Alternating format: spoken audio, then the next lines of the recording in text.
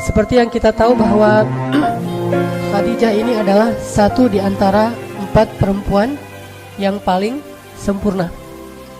Karena di muka bumi itu perempuan yang sempurna cuma ada 4. Kalau laki-laki yang sempurna itu banyak, yaitu para rasul dan anbiya. Sampai Nabi mengatakan kamula minar rijali katsir. Banyak laki-laki yang sempurna. Walam yakmul minan nisa illa arba'ah. Tidak ada yang sempurna dari kalangan perempuan kecuali 4. Dan 4 ini kalau kita urutkan secara zaman, maka yang pertama siapa? Asiyah imra'atu Fir'aun. Kalau zamannya ya. Kemudian Maryam binti Imran. Kemudian Khadijah binti Khuwailid. Dan yang keempat adalah Fatimah binti Rasulullah SAW. Jadi kalau kita pengen mendidik anak kita menjadi seorang perempuan yang ideal, perempuan yang solehah, maka 4 ini wajib menjadi kurikulum pendidikan tarbiyah anak-anak perempuan kita. Dan pada malam ini kita akan membahas salah satu di antara 4 yang sempurna ini. Dan menurut saya dari 4 ini Khadijah ini luar biasa. Kalau saya secara pribadi mengurutkannya, pertama Maryam, kedua Khadijah, ketiga Fatimah, keempat Asiyah. Kenapa Maryam pertama? Karena memang Maryam ini diperdebatkan oleh para ulama. Kira-kira Maryam itu nabi atau bukan? Kalau 3 yang terakhir ini tidak diperdebatkan, sepakat para ulama mereka bukan nabi tapi soleha gitu. Sedangkan Maryam, sebagian ulama mengatakan Maryam itu nabi, satu-satunya nabi dari kalangan perempuan. Tapi jumhur ulama mengatakan bukan nabi, orang soleh, tetapi sederajat dengan nabi. Ini artinya bahwa membahas tentang perempuan-perempuan 4 ini luar biasa. Enggak akan pernah habis teladan yang bisa kita ambil dari mereka semua. Bagaimana dengan Aisyah? Kenapa Aisyah tidak termasuk di antara 4 yang sempurna? Selain memang Aisyah punya keistimewaan tersendiri, tetapi nanti kita akan tahu jawabannya. Kenapa Aisyah tidak masuk bersama Khadijah di antara orang-orang yang sempurna? Walaupun Aisyah memiliki keistimewaan yang juga tidak kalah banyak. Bahkan termasuk salah satu perempuan yang paling dicintai Rasulullah SAW. Kita bicara tentang Ibunda Khadijah. Bagi saya ibunda saya itu adalah semua istri Rasulullah, Khadijah, Aisyah dan seterusnya. Kalau kita pengen tahu bagaimana nuansa cinta dalam rumah tangga Rasul dengan Khadijah, cukup kita tahu gimana dalamnya cinta Rasulullah kepada Khadijah. Itu bukti bahwa Khadijah ini benar-benar berhasil membaiatkan cintanya kepada Rasul. Ini sekarang kita bahas beberapa contoh kasus bentuk dalamnya cinta Rasulullah kepada Khadijah. Rasulullah itu diberikan 9 bidadari pengganti Khadijah, itu enggak ada satupun yang bisa menggantikan Khadijah. Kalaupun 9-9-nya itu bersatu untuk beramal soleh, berbuat baik, mencintai Rasulullah setulus hati mereka, sama sekali tidak bisa menggantikan perasaan tentang Khadijah di dalam hati Rasulullah SAW. Itu dalam banget tuh. Cinta Rasul kepada Khadijah tuh sangat-sangat dalam, melebihi cinta beliau kepada Aisyah. Dan begitulah hati laki-laki. Hati laki-laki itu Allah jadikan tidak mungkin bertemu 2 cinta secara persis sama dalam hatinya, enggak ada. Makanya Allah mengatakan walan tastati'u an ta'dilu bainan nisa'i walau harastum. Kalian enggak bisa untuk benar-benar adil kepada perempuan walaupun kalian mengusahakannya. Adil dalam ayat ini adalah adil perasaan. Sedangkan di awal surat An-Nisa Allah mengatakan wa in khiftum alla ta'dilu fawahidatan. Kalau kalian khawatir tidak bisa adil, maka satu, adil di dalam ayat itu adalah adil nafkah. Ini kalau kita bahas fikih, ada 2 kali Allah menyebutkan adil di surat An-Nisa. Pertama di awalnya, kedua di tengahnya, yaitu di juz ke-5. Adil yang pertama itu artinya adil nafkah. Sedangkan adil yang kedua itu adil perasaan. Nafkah bisa adil, perasaan tidak. Dan Rasulullah tetap nggak bisa adil dalam perasaan beliau terhadap istri beliau. Dan yang paling benar-benar beliau cintai dan dalam terasa di hati beliau adalah Khadijah. Pertanyaannya, apa yang dilakukan Khadijah sehingga bisa memenangkan hati seorang hamba yang paling dicintai Allah, Rasulullah SAW. Ini yang harus kita cari tahu, terutama bagi ibu-ibu, gimana memenangkan hati suami. Walaupun mungkin secara fisik Khadijah usianya udah 60 tahun ketika meninggal, 65 tahun. Atau ketika menikah dengan Rasulullah 40 tahun. Sementara Aisyah 9 tahun, 11 tahun, 10 tahun di masa-masa awal menikah dengan Rasulullah. Masih muda sekali. Hafsah 17 tahun, Sofia 19 tahun, Maria 22 tahun. Muda-muda nih. Tetapi nggak ada yang bisa mengalahkan Khadijah dalam urusan menguasai hati Rasulullah SAW. Rasulullah itu dalam banget cintanya kepada Khadijah. Nih, salah satunya nih. Pernah Rasulullah SAW ketika beliau sedang duduk bersama Aisyah nih, lagi berduaan sama Aisyah, tiba-tiba ada yang ngetuk pintu. Dan terdengarlah suara sepupunya Khadijah yang datang bertamu ke rumah Rasul. Tapi gaya ngomongnya itu mirip Khadijah. Karena dia sepupu mungkin punya gaya ngomong yang sama gitu. Gaya ngomongnya mirip, suaranya mirip. Sehingga ketika mendengar tok-tok Assalamualaikum dari sepupunya Khadijah, Rasul langsung terperanjat dan langsung ke pintu, membukakan pintu untuk tamu beliau. Yang beliau menghormatinya, memuliakannya. Sebagaimana beliau sangat mencintai dan menghormati Khadijah, sehingga diberikan semua jamuan-jamuan yang terbaik yang dimiliki oleh Rasul untuk sepupu Khadijah. Aisyah ngelihat itu, Rasulullah kalau ke Khadijah, jangankan Khadijahnya, sepupunya yang datang itu Rasulullah tuh bahagia banget. Ini sepupu Khadijah bangga gitu. Dilihat lagi oleh Aisyah, karena keseringan kayak gini, Aisyah lama-lama jadi cemburu tuh. Akhirnya Aisyah bilang apa? Khadijah, dalam tanda seru gitu. Kalau bahasa kita, Khadijah lagi gitu ya. Kalau bahasa orang Arab, Khadijah kata Aisyah. Ya Rasulullah, kata Aisyah karena cemburu, kenapa engkau tidak pernah bisa melupakan perempuan tua itu? Kata Aisyah, kenapa engkau nggak pernah bisa ngelupain perempuan yang udah berumur itu? Langsung Rasulullah dalam keadaan tidak senang. Beliau kemudian wajahnya memerah dan mengatakan, ya Aisyah, demi Allah aku tidak akan pernah bisa melupakan Khadijah sampai akhir hayatku.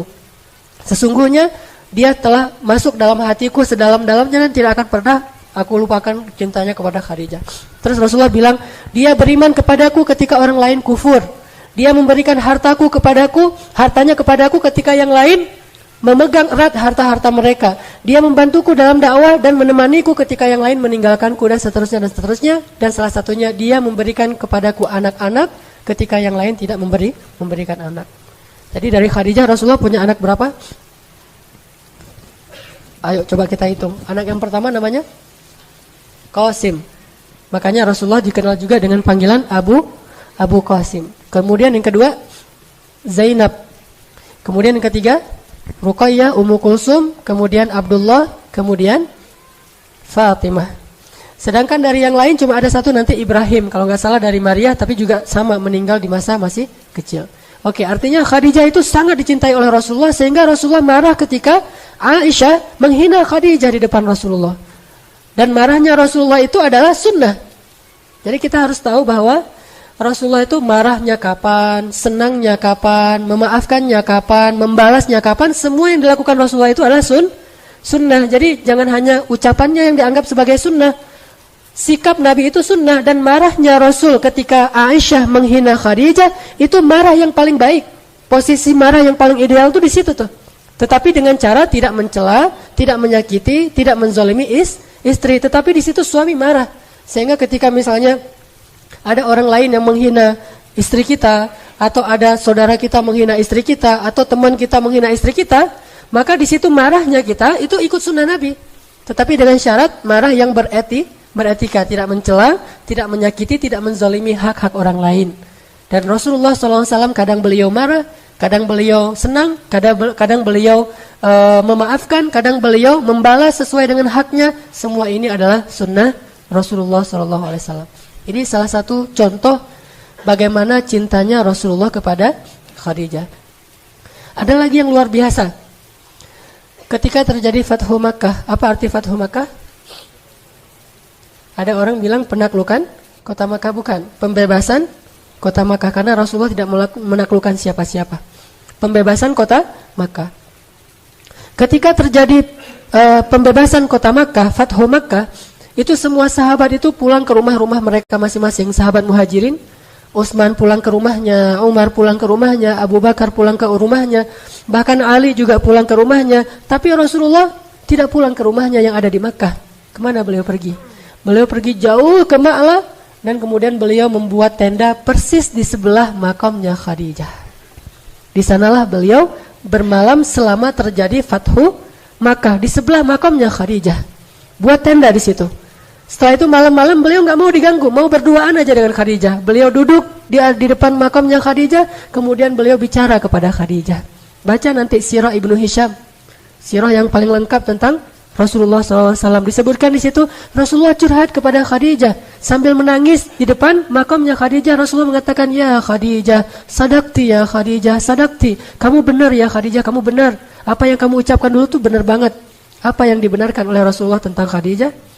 Dulu ketika awal dakwah Nabi lakukan di Makkah, Rasulullah itu kan dicela, dihina, dimusuhi. Khadijah bilang apa? Ya Rasulullah, demi Allah, jangan khawatir. Sesungguhnya Allah pasti akan memenangkan agama ini. Dan Allah tidak akan mengecewakan engkau. Jadi semangatlah ya Rasulullah. Allah gak akan ngecewain engkau. Dan Allah pasti akan memenangkan agamamu ini. Itu yang dikatakan Khadijah di awal dakwah. Ternyata sekarang Rasulullah berhasil membebaskan kota Makkah. Sehingga Rasulullah datang kepada Khadijah. Kemudian beliau mengatakan kepada Khadijah. Dan Khadijah di dalam kuburnya, entah dia dengar entah tidak, Allah yang lebih tahu. Rasulullah mengatakan, ya Khadijah, sadaqti ya Khadijah, sadaqti. Kamu benar banget wahai Khadijah. Allah telah menunaikan janjinya untuk memenangkan agama ini sebagaimana kata-katamu dulu.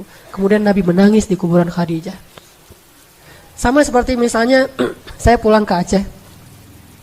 Ibu saya meninggal dalam musibah tsunami bersama kakak saya dan dimakamkan di pemakaman massal, pemakaman umum. Dan itu jaraknya dengan bandara itu dekat. Jadi kalau saya pulang turun bandara itu langsung sekitar 15 menit itu udah ada pemakaman tentang korban tsunami. Saya selalu kalau pulang ke Aceh itu keluar dari bandara langsung mampir ke kuburan ibu saya. Cuma kan saya nggak tahu posisi ibu saya di mana kan gede banget tuh, berapa hektar gitu.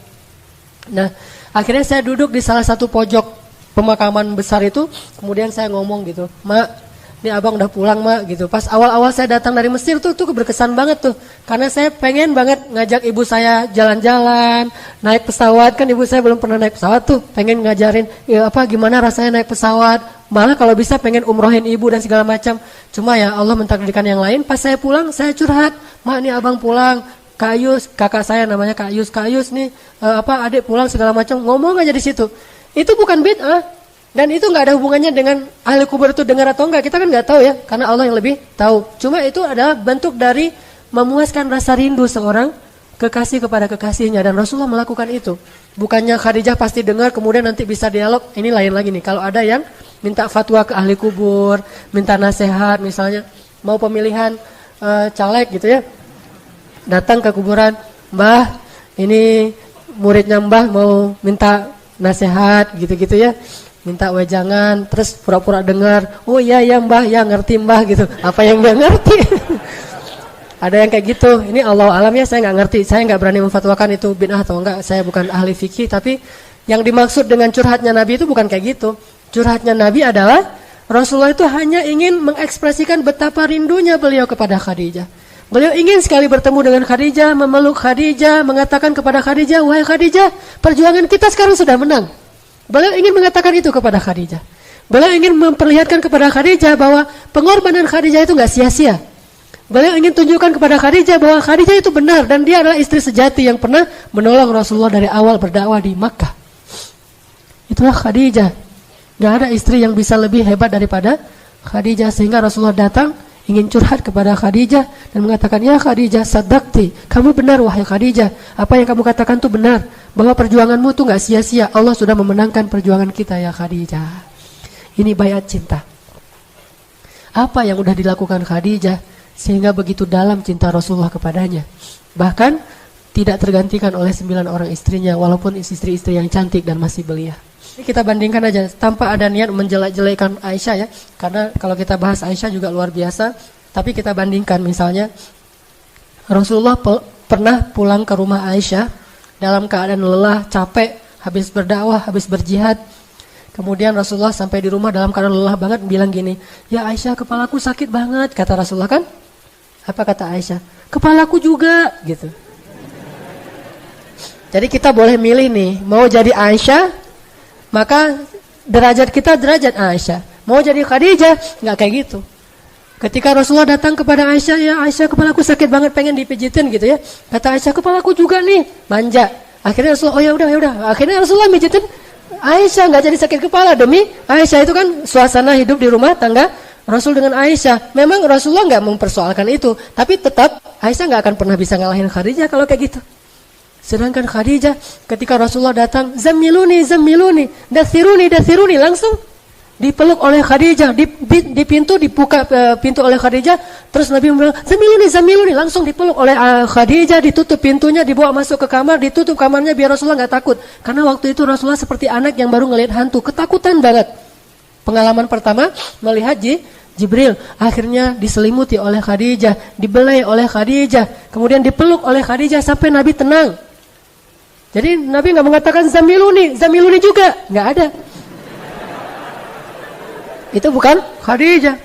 Atau zammiluni, pergi sendirilah di kamar banyak selimut, selimutin sendiri. Nggak ada itu Khadijah. Jadi zammiluni dizammilu beneran. Dan 2 kali kan, muzammil, mudaththir, zammiluni, zammiluni, dathiruni, dathiruni.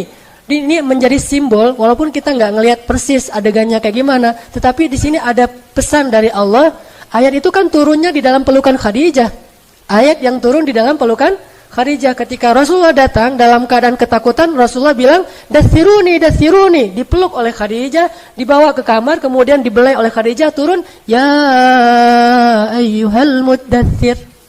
Kemudian pulang lagi ketika berdakwah, dihina, dicela, dimusuhi oleh orang-orang kafir. Nabi sedih banget, kemudian pulang dalam keadaan sedih mengatakan, zammiluni, zammiluni, zammiluni. Kemudian dizammiluni oleh Khadijah, dipeluk dalam pelukan itu, ya ayyuhal muzammil.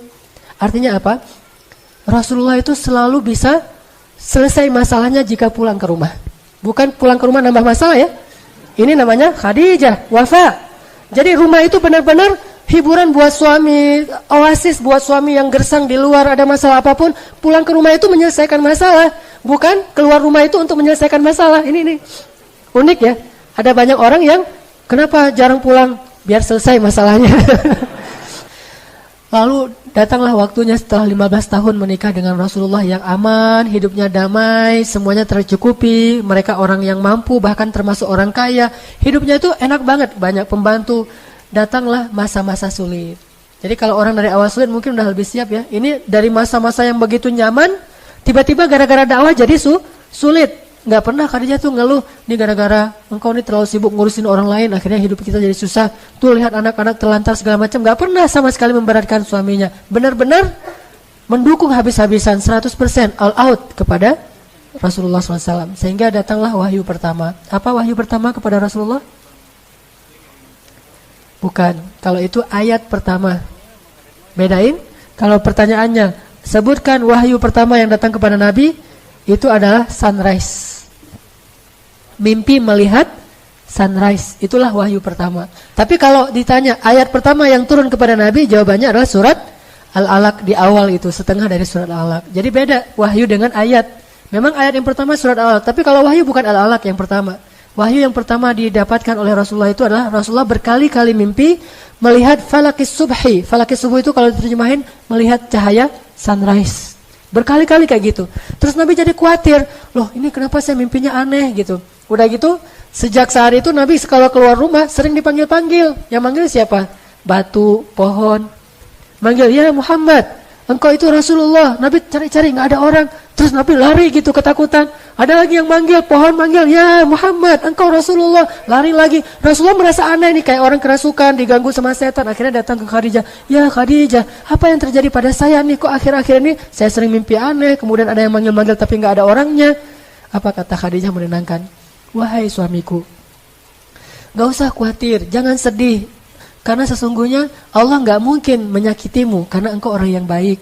Engkau orang yang menyantuni anak yatim. Engkau orang yang membantu fakir miskin. Engkau orang yang menjamu para tamu. Engkau orang yang menyelesaikan urusan banyak orang. Engkau orang yang baik ya, suamiku Muhammad.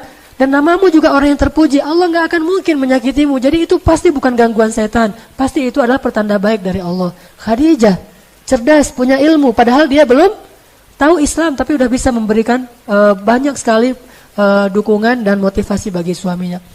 Sejak saat itu Nabi mulai berpikir untuk menyendiri. Dari wahyu pertama Nabi bilang, ya Khadijah, boleh nggak kalau misalnya saya sekarang lebih banyak ke Gua Hira untuk bertafakur. Namanya tahanus. Ini siapa yang bunyi nih? Yang ini Asus. Oh biarin. Rasulullah bilang ke Khadijah, ya Khadijah, boleh nggak kalau sekarang saya mungkin lebih banyak bertafakur di Gua Hiro. Kata Khadijah, nggak apa-apa, kenapa suamiku, apa yang kau butuhkan? Saya butuh menyendiri, bertafakur, apa yang terjadi dan apa yang harus saya lakukan. Akhirnya Khadijah buru-buru mempersiapkan bekal untuk suami.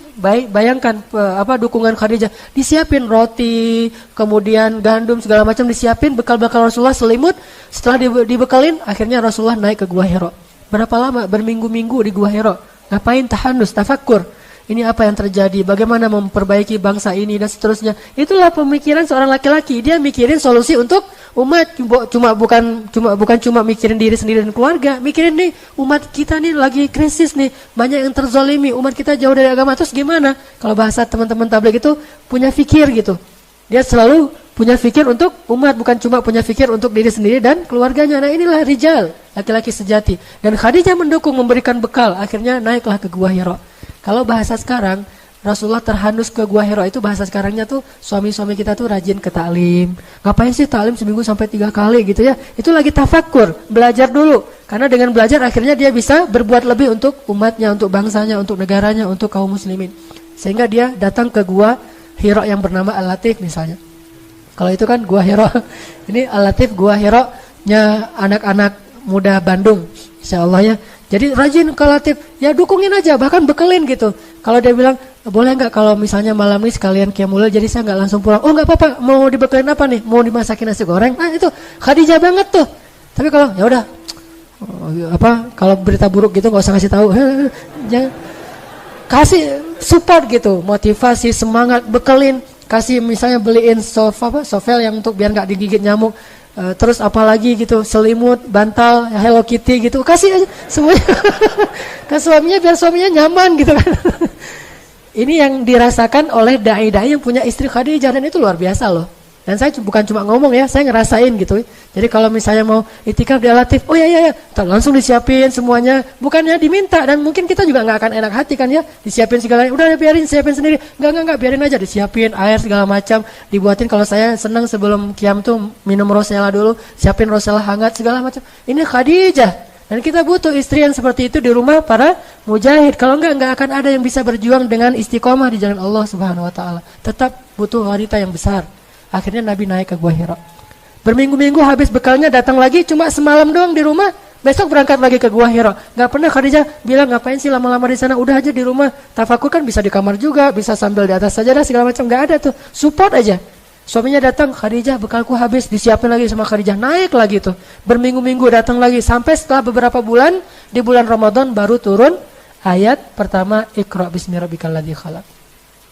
Sejak saat itu Nabi ketakutan turun dari Gua Hiro, tiba-tiba Jibril lagi itu ya pas Nabi keluar dari Gua Hiro diinin sama Jibril, dipanggil sama Jibril, terus Jibril tuh mau menampakkan wujud aslinya di langit dunia itu, semua langit itu penuh dengan wajah Jibril. Bayangin aja malaikat segede itu ngelongok gitu kan ya, bumi cuma sekelereng kan bagi dia kan, bagi malaikat, terus ngelihat gini tuh gimana tuh, semua seantero cakrawala dilihat itu wajah Jibril, terus manggil lagi tuh, ya Muhammad kan, wah suaranya tuh langsung Nabi ngelihat kemanapun ngelihat ada wajah Jibril. Terus kata Jibril, jangan lari ya Muhammad, jangan lari, aku Jibril, kamu Rasulullah, lagi kenalan. Cuma cara kenalannya gitu amat ya. Jibril lagi kenalan, aku ini Jibril ya Muhammad, kamu itu Rasulullah. Rasulullah lari. Bahkan bayangin aja Gua Hiro itu kan curam banget tuh. Turun nggak usah lari, jalan aja susah. Gimana turunnya lari, coba gimana ngebayangin tuh. Saya nggak bisa kebayang pas saya umroh ngelihat Gua Hiro kayak gini curamnya, terus Nabi turun lari karena disamperin Jibril pengen kenalan. Itu kayak gimana tuh turunnya, luar biasa, nggak ada rem kan, turun sampai ngos-ngosan di rumah, ketok pintu langsung tadi dipeluk sama Khadijah. Khadijah nenangin. Setelah Rasulullah bangun istirahat, Khadijah tanya, ya suamiku ada apa? Kata Rasulullah, ada kejadian aneh, tiba-tiba datang sosok makhluk yang luar biasa besarnya, wajahnya memenuhi langit segala macam. Aku nggak tahu ini kenapa dengan aku akhir-akhir ini gitu. Dan dia berpesan Iqra bismi rabbikal ladzi khalaq. Akhirnya Khadijah bilang, yuk kita ketemu dengan sepupuku Waraqah, ulama Nasrani yang ada di Makkah. Yuk kita ketemu dengan dia banyak ilmu. Dianterin sama Khadijah ke Waraqah. Terus ketemu dengan Waraqah, ngomong dengan Waraqah, ya Waraqah apa yang terjadi pada suamiku? Akhirnya Waraqah bilang, itu namus. Namus itu bahasa Ibrani untuk Jibril. Itu namus yang pernah mendatangi Musa dan Isa. Kalau dia datang lagi jangan lari wahai Muhammad. Sesungguhnya dia adalah pembawa wahyu. Berarti engkau adalah nabi yang terakhir yang kami tunggu-tunggu. Aduhai seandainya hidupku masih lama, aku pasti akan menolongmu ketika orang-orang memusuhimu nanti, kata Waraqah. Selang beberapa lama kemudian, kurang dari 1 tahun, entah beberapa hari, Waraqah meninggal dunia. Khadijah makin yakin kan kalau suaminya adalah utusan Allah, bahagia banget Khadijah, mendukung banget. Tapi dia tahu resiko kayak yang disampaikan Khadijah oleh Waraqah. Apa kata Waraqah diam-diam kepada Khadijah? Ya Khadijah, suamimu itu akan mendapatkan banyak sekali masalah, maka beradalah terus di sisinya. Kata Khadijah, saya menjadi fida itu tebusan gitu. Kalau ada apa-apa, saya duluan yang akan ngadapin. Ya Waraqah, saya akan membantu suami saya hidup dan mati. Ini baiat cintanya Khadijah. Tahu resiko jadi seorang nabi. Pulang nih ke rumah. Pulang ke rumah, Rasulullah masih nggak enak nih kalau didatangin Jibril, merasa nih Jibril beneran atau setan nih. Kan belum kenal ya. Gimana nih cara biar makin yakin? Khadijah tuh pintar gitu. Kata Khadijah, ya Rasulullah. Sekarang manggilnya Rasulullah, ya Rasulullah. Kalau engkau ingin membuktikan itu malaikat atau jin, caranya gampang. Nanti kalau dia datang, kasih tahu saya ya. Nah, ini istri luar biasa, pintar, cerdas banget nih, bijaksana. Kata Rasulullah, oh ya, nanti kalau dia datang aku kasih tahu kamu. Datanglah Jibril. Pas datang Jibril, Assalamualaikum, waalaikumsalam. Enggak langsung disuruh masuk. Langsung Rasulullah nyamperin Khadijah di belakang. Khadijah, Jibril datang.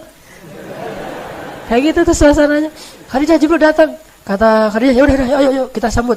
Khadijah duduk, Jibril masih di pintu. Apa kata Khadijah? Ya Rasulullah, duduklah di atas paha kiriku. Bayangin gimana Khadijah habis-habisan buat Rasul. Kalau Aisyah biasanya duduk di atas paha Rasul. Kalau Khadijah, Rasul yang duduk di atas paha Khadijah tuh beda banget tuh. Jadi bahasa ininya bisa ngemong banget kepada Rasulullah. Kebetulan juga usia Rasulullah kan 15 tahun lebih muda ya. Tapi memang sifatnya ngemong banget, benar-benar ngebantuin Rasul. Dan saya nggak bisa ngebayangin. Saya coba imajinasi ya. Gimana tuh duduk di atas paha istri. Saya juga belum pernah. Kalau tidur di atas paha istri sering ya dibelai gitu kan. Maaf ya, nyomblo ya.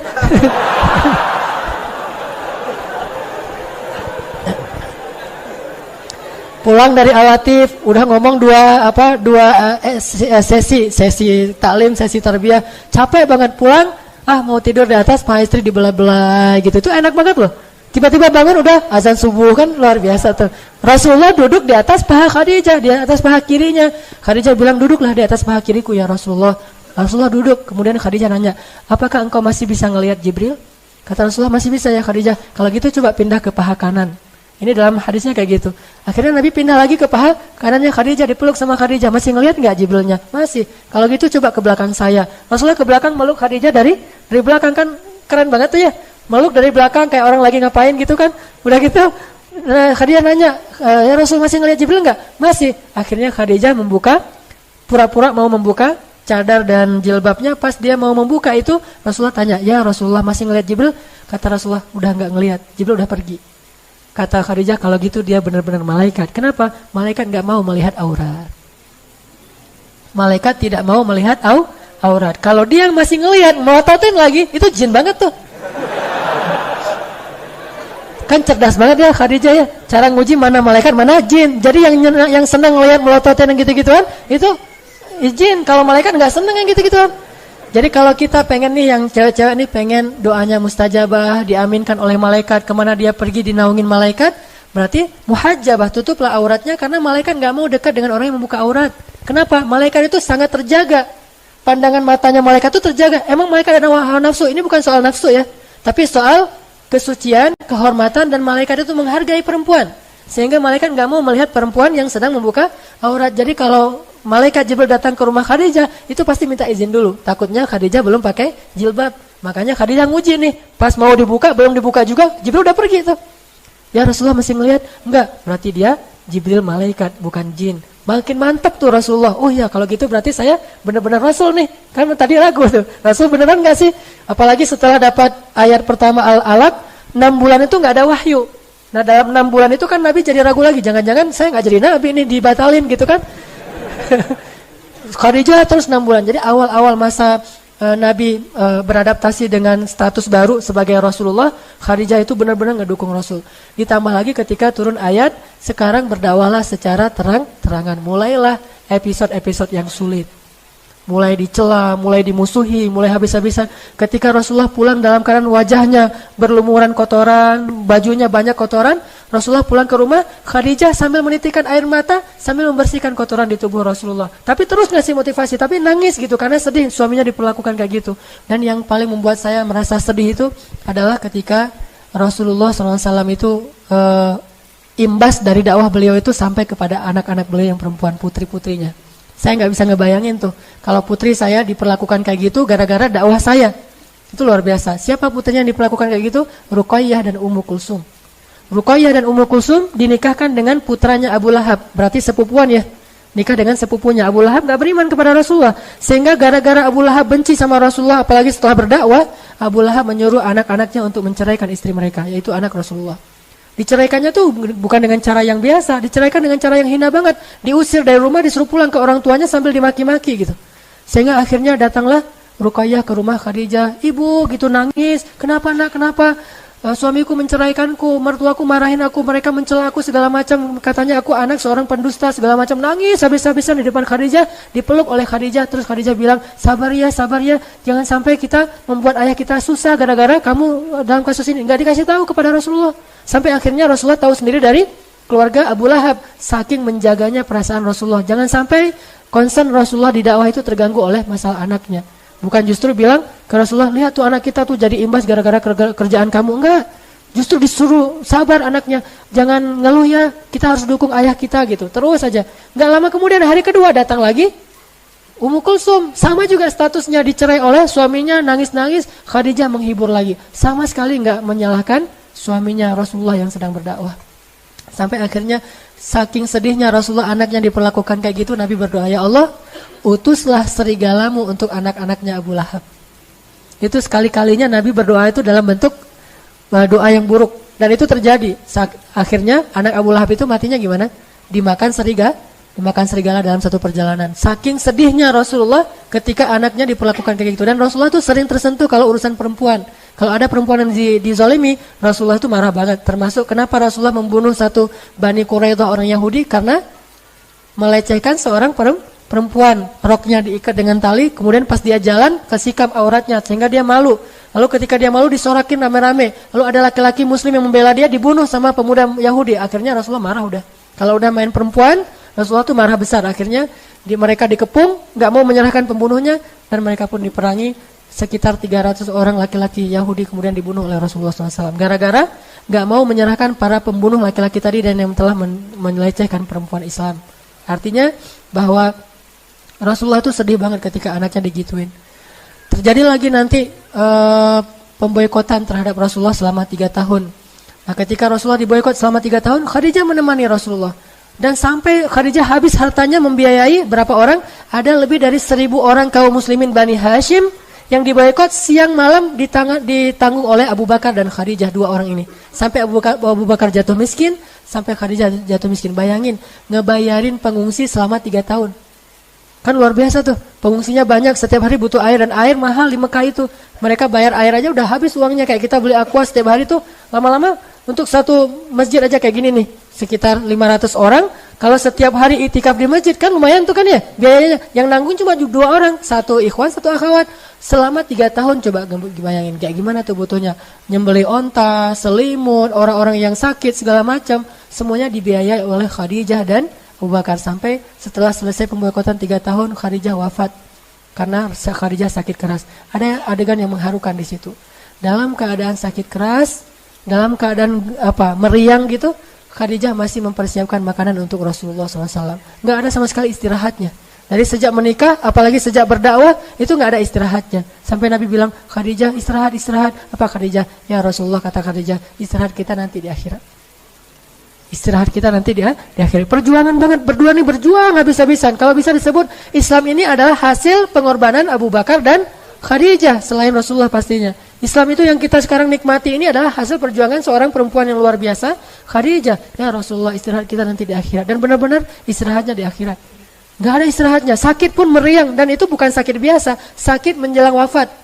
Itu kan sakit yang paling parah tuh. Kalau kata Rasul, sakit yang tidak ada obat, sakit menjelang wafat. Itu nyiapin makanan. Sampai Allah sayang banget sama Khadijah, nggak tega ngeliat Khadijah gitu. Akhirnya ngutus Jibril, ya Jibril turunlah untuk Khadijah. Turun Jibril untuk Khadijah. Apa kata Jibril? Assalamualaikum ya Rasulullah. Rasulullah baru datang. Kata Jibril, ya Rasulullah, tolong nanti kalau Khadijah datang bawa makanan, bilang ke Khadijah, Allah menitipkan salam untuk Khadijah. Allah sendiri yang nitipin salam buat Khadijah. Dan Jibril juga nitipin salamnya. Jangan lupa ya, Jibril nitipin salam tuh untuk Khadijah. Saking kagumnya Jibril kepada Khadijah, dia pengen nama dia juga disebutin. Jibril juga nitipin salam kepada Khadijah. Ya wahai Jibril. Kemudian Jibril pergi, datanglah Khadijah membawa makanan itu sambil gemetar gitu karena udah mau meninggal, udah sakit banget. Ditaruh di depan Rasulullah sambil tersenyum. Ya Rasulullah, makan Rasulullah, ada apa lagi? Terus melayani Rasulullah wafat. Udah gitu Rasulullah mengatakan, ya Khadijah, baru aja Jibril pulang. Ada apa ya Rasulullah? Kata Jibril, Allah menitipkan salam untukmu. Tahukah kita apa maknanya? Kalau Allah udah nitipin salam, itu tandanya dia mau kembali kepada Allah. Itu pertanda Allah udah kangen banget sama Khadijah dan pengen segera mengambil Khadijah ke sisinya. Allah nitipin salam kepadamu ya Khadijah. Jibril juga menitipkan salam langsung. Khadijah menangis. Menangis terharu dan sedih sekaligus. Terharu karena pengen ketemu Allah yang dia cintai, tapi sedih harus meninggalkan kekasihnya sendiri sementara perjuangan belum selesai. Coba gimana tuh? Perjuangan belum selesai tapi dia udah harus pergi karena usianya berselang 15 tahun. Dan ketika Khadijah wafat, Khadijah usianya 65 tahun udah gak bisa lagi menemani Rasulullah, udah selesai. Tugasnya Khadijah udah selesai sementara Nabi masih harus berjuang. Sehingga Khadijah nangis, ya Rasulullah kalau saya pergi gimana dengan engkau? Ya Rasulullah gimana dengan engkau? Melebihi sedihnya Abu Thalib ketika meninggal karena menyisakan anaknya yang belum selesai dakwah, ponakannya yang belum selesai dakwah. Khadijah sedih banget karena harus pergi sebelum bisa menemani Rasulullah sampai di ujung perjalanan. Akhirnya berdua sedih, nggak jadi makan tuh. Nangis saja berdua sama Rasulullah. Ya Rasulullah gimana nih kalau saya meninggal sementara engkau masih sendiri? Rasulullah menghibur Khadijah. Lalu selang beberapa hari kemudian Khadijah meninggal dunia. Rasulullah sangat sedih di hari meninggalnya Khadijah. Diurus sendiri semuanya sampai ke kuburannya. Dan tahun itu Rasulullah benar-benar terpukul. Dikenallah tahun itu dengan nama Tahun Duka Cita. Meninggallah pejuang sejatinya Rasulullah SAW. Abu Thalib meninggal. Selang beberapa minggu kemudian meninggal yang paling dicintai Rasulullah yaitu Khadijah. Sementara Rasulullah masih punya bayi yang masih kecil banget dan insya Allah nanti suatu saat akan persis seperti Khadijah hiburan buat Rasulullah. Siapa dia? Fatimah. Itulah sebabnya Rasulullah nggak bisa ngelupain Khadijah banget sampai ketika Fatu Makkah Rasulullah mengatakan, ya Khadijah, perjuangan kita sudah berbuahkan hasil. Benar kata-katamu wahai Khadijah, engkau benar, Allah akan memberikan kemenangan bagi agama ini. Inilah wafatnya Khadijah kepada suaminya. Ibu-ibu, belajar dan ajarkan ini kepada putri-putri kita. Istri yang sejati itu adalah istri yang bisa wafat habis-habisan buat suami. Gak ada pengecualian. Suami saya begini, gak ada pertanyaan kayak gitu. Terus saja. Karena kata Nabi apa? Siapa yang wafat kepada manusia, maka Allah wafat kepada dia. Apa wafatnya Allah kepada Khadijah? Kata Allah dalam hadis Jibril tadi saya lupa ngatain, bahwa Allah berpesan kepada Rasulullah, wahai Muhammad, sampaikan kepada Khadijah, Allah sudah menyediakan untuk Khadijah ribuan istana di dalam surga, dan di dalam istana itu dia punya banyak pembantu sehingga tidak ada lagi rasa lelah dan letih di dalam istana itu. Khadijah selama ini udah letih selama 10 tahun menemani Rasulullah, sekarang sudah tidak ada lagi letih. Seperti kata Khadijah, ya Rasulullah, istirahat kita nanti di akhirat.